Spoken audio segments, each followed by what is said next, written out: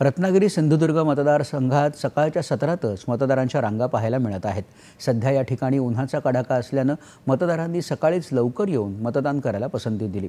नवमतदारांमध्ये देखील चांगलाच उत्साह दिसून येत आहे। मतदान प्रक्रिया जाणून घेण्याचा देखील ते प्रयत्न करत आहेत।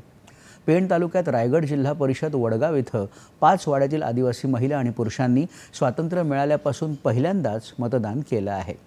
रायगड मतदारसंघातील महायुतीचे उमेदवार सुनील तटकरे यांनी सपत्नीक मतदानाचा हक्क बजावला।